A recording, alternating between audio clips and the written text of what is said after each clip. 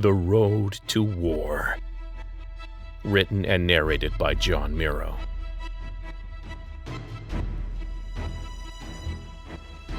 Get more at servingworlds.com. 19.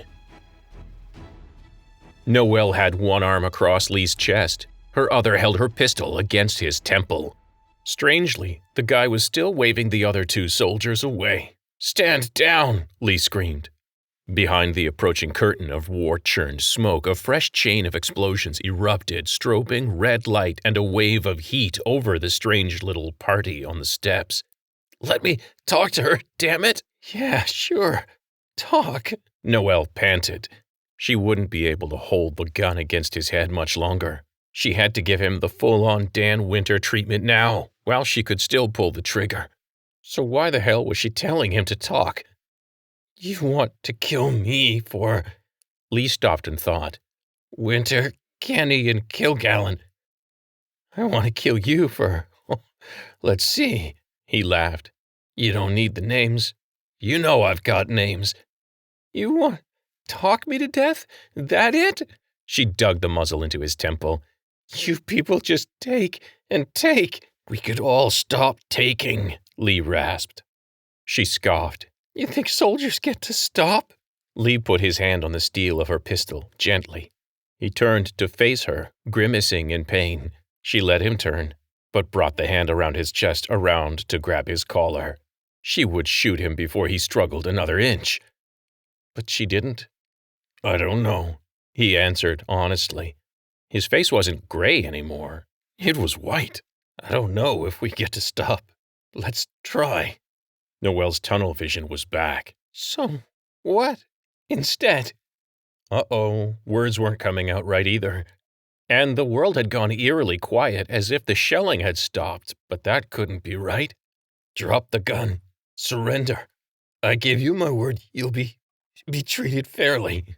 His breath hitched. Noelle was sure now. Captain Lee, the honorable Reacher, had some broken ribs, probably bleeding internally too. Noelle's grip was the only thing keeping him from falling over, and she hadn't felt her fingers in the better part of an hour. "You need ox," she told him, and pointed her chin over his shoulder to where her face mask lay a few steps below them. His face was turning blue now. Oh God, Noelle thought, he was going to die in her arms. He grinned a weak, lopsided grin at her. "Surrender first." She dropped the gun and nudged it over the edge of the step. "Sure, surrender." They fell over each other down the steps, each trying to ease the other's passage. Lee reached the mask first and fumbled it over her face. He'd fixed the lines from the ox tanks on Noelle's waist back into the mask by the time the man and the woman climbed the stairs, guns slung behind their backs now. "She's our prisoner, Grunt," Lee gasped, eyes having trouble focusing. "Our responsibility." "Yes, sir," the big man, Grunt, acknowledged.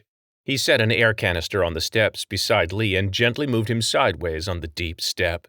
"Might be the only prisoner of war all day," he said, guiding plastic tubing over Lee's face before lifting his shirt and examining his chest. "Let me help you," the woman told Noelle in flat, bored tones. She flashed lights in her eyes and gently examined her for injuries. "Try anything, and I'll shoot you in the spine." A drone flitted out of the sky to buzz hover over the man's shoulder. He waved a meaty hand at it, and it hovered backwards out of reach. "Did somebody run out of bullets?" he asked it. "Command ordered hold fire!" An incredulous voice screamed from tinny speakers. "They're talking with the convoy!" Noelle laughed, fogging up the mask. Peace talks, she wondered, or had someone surrendered? Her eyes roamed from tense face to tense face, trying to catch the words, understand them. She strained to hear the bitching from the god of thunder. The quiet was real? The shelling had stopped? She fought to keep conscious. She wanted to see how this ended. The world brightened, flooded with bizarre colors again. She couldn't see too well, but there was a ship above her.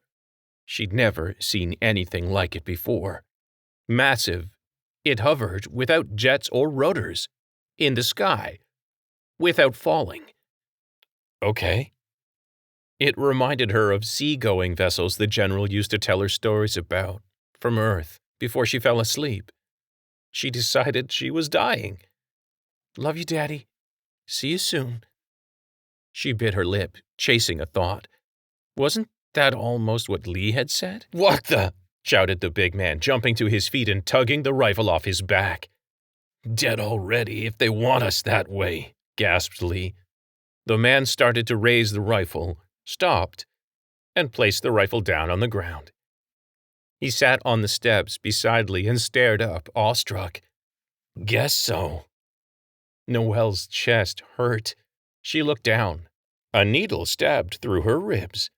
The woman had just finished emptying its contents inside her. "That stung, huh? Carbonic anhydrase inhibitor with an adrenaline sidecar," she said, her lips quirking upwards. "Wouldn't want you to die before we find you a cell to curl up in. And then die." Noelle's heart pounded in her chest and more awareness flooded back. Of course, the agony in her arms and legs flooded back too. She sucked in air and the plastic mask caved in almost to her nose. The woman pulled her fingers away from Noelle's neck, nodding. "That's better, Captain."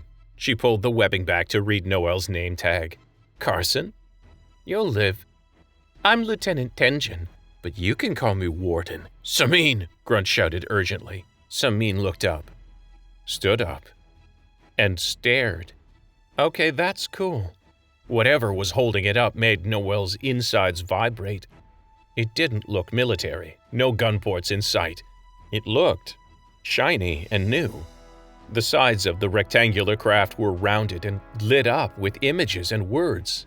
Noelle was reminded of movies set in Times Square in New York City back on Earth. All four stared up as the words and pictures told a story.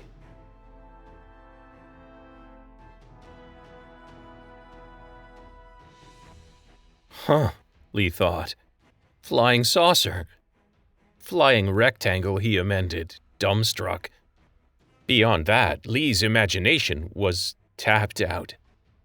When he volunteered for this mission, he hadn't planned this far ahead. Oh, he'd planned contingencies, set up countermeasures to give him a fighting chance to get off that roof alive.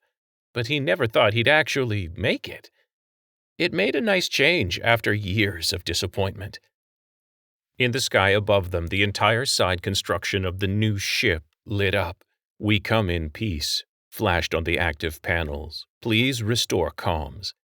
Grunt snorted. "Turn off our scramblers like that's gonna happen." The words on the active panels changed. "Gov unconditionally surrenders."